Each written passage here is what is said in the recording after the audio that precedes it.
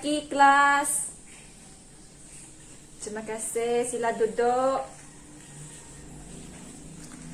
Apa kabar semua hari ini? Sehat? Syukur semua sehat saja. Ada yang tak bermaya ke? Okey, cikgu bagi masa 2 minit pada kamu semua untuk bersedia. Jadi, saya nak kamu semua berdiri. Okey, berdiri. Tengok keadaan di sekeliling kamu. Ada sampah ke tidak? Kalau ada, sila kutip dan buang ke tong sampah. Okey. Kalau ada sampah di sekeliling kamu, tujuannya adalah bagi kamu berasa selesa ketika belajar. Okey. Sesiapa yang nak pergi tandas, boleh pergi sekarang. Okey. Selain itu juga, simpan semua buku yang tak berkaitan di atas meja kamu. Cikgu hanya nak melihat buku pengajian am saja di atas meja kamu. Okey, simpan semua buku yang tidak berkaitan di atas meja kamu. Hanya sediakan buku pengajian am saja di atas meja kamu. Okey, sila bertindak.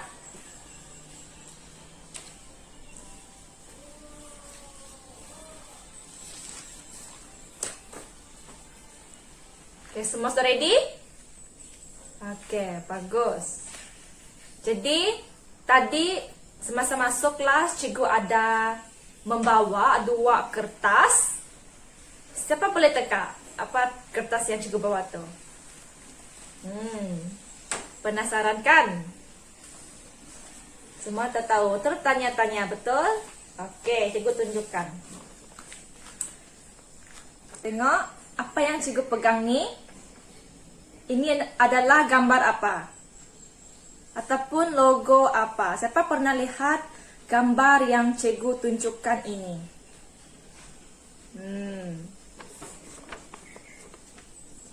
Siapa boleh bagi tahu ini adalah? Ya, betul. Ini adalah logo ASEAN. Ini adalah logo ASEAN. Okey. Di mana kamu pernah lihat logo ASEAN ni? Di mana kamu pernah lihat? Okey, di mana kamu pernah lihat logo yang ini? Cikgu lekatkan ke sini.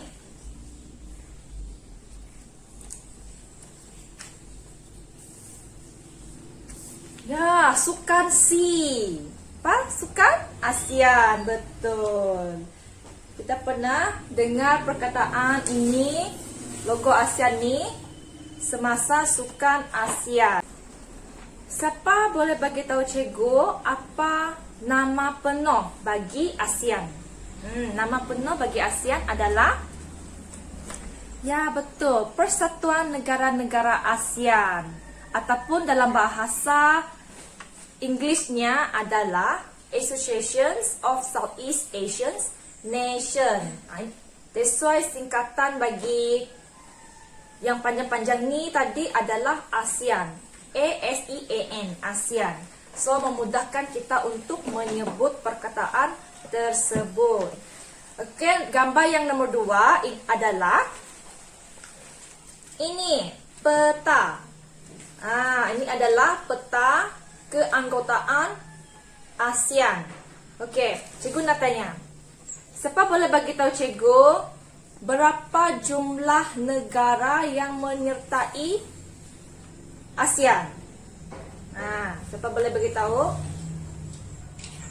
Ya, betul. 10 negara yang menyertai ASEAN. Okey. Siapa boleh bagi tahu cikgu topik apa yang kita pelajari pada hari ini? Ya, betul.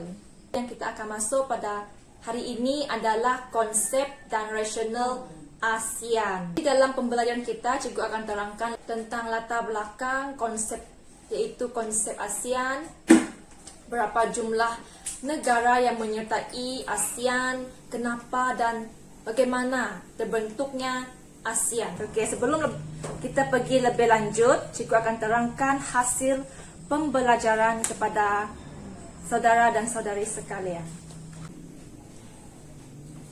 Oke, di akhir pembelajaran nanti yang berkaitan dengan topik ini, cikgu harap murid-murid cikgu dapat mendefinisikan konsep ASEAN. Yang kedua, cikgu berharap murid cikgu dapat menunjukkan kefahaman dan tindak balas yang positif terhadap topik ini. Dan yang nomor 3 adalah cikgu juga berharap murid-murid cikgu dapat mengaplikasikan kefahaman dan juga kemahiran dalam menjawab latihan serta ujian yang diberikan, terutamanya dalam ujian esei nanti. Saya harap kamu semua dapat jawablah dengan belajar topik ASEAN ini tadi. Okey, beralih kepada peta tadi tu. Okey, siapa boleh beritahu salah satu negara yang terdapat dalam keanggotaan ASEAN? Ya betul, Thailand. Thailand. Apa lagi selain Thailand? Filipina. Mana Filipina sini?